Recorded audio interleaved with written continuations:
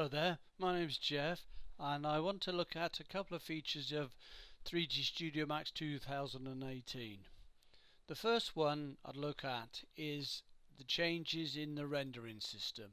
If I come up to our rendering menu here and come to render setup, you'll see that now we have Arnold as our principal renderer here. We've still got Scanline, of course, but Arnold is our principal renderer now within 3D Studio Max. Just to create a little teapot here, as we traditionally do with 3D Studio Max, let's pop in the little teapot there and perhaps make a surface like a plane here, and then look at rendering there. Have a quick render of the process there. The render is relatively straightforward and those materials pretty good, so I quite like the idea of the renderer now that we can have a lot more click and go to get a very relatively nice render straight out of the box.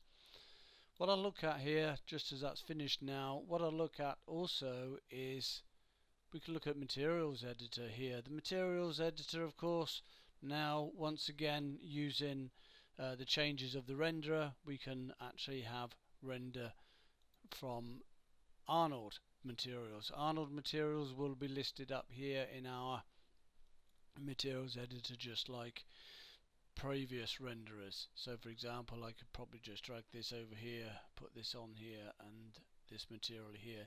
This is the standard surface material out of Arnold, and I'm just going to pop it onto that teapot there. So let's render that.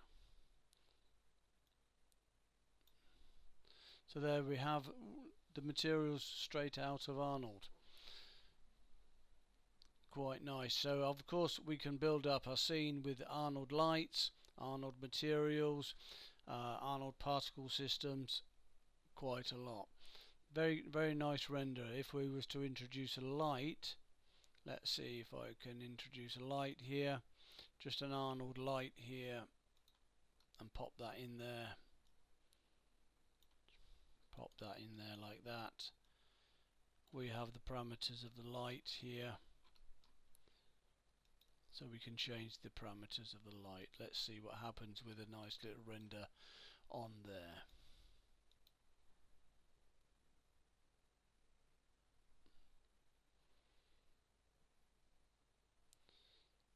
Perhaps a little bit more exposure control in this particular scene, but essentially this is just a quick look to see how Arnold is performing within the renderer now within 3D Studio Max.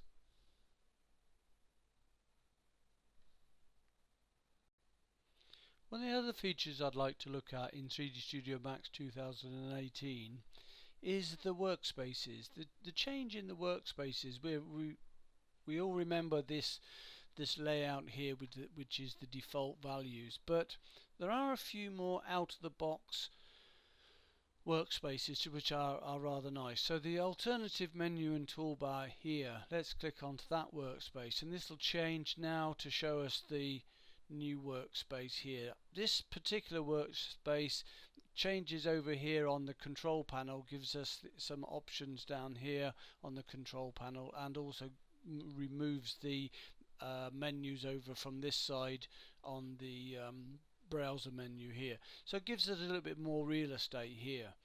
If we move over to, let's say, the design standard workspace here, this workspace here uses a similar design to a lot of our other Autodesk software, whereas you'll be familiar with this type of menu structure across the top here.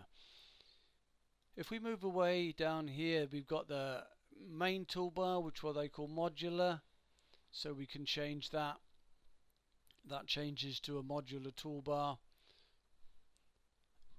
and then we have the one called the modular mini here. Slowly gives us a little bit more of a different view there of a workspace. We can actually manage workspaces through this option here and actually save a new workspace and makes lots of changes and changing our workspaces. I quite like these new workspaces actually straight out the box. If I jump back here, I can double click on the default one here. This would actually bring us back to the default one. Me personally, I quite like moving over to the design standard actually, as it fits in with the process that I would use with other softwares.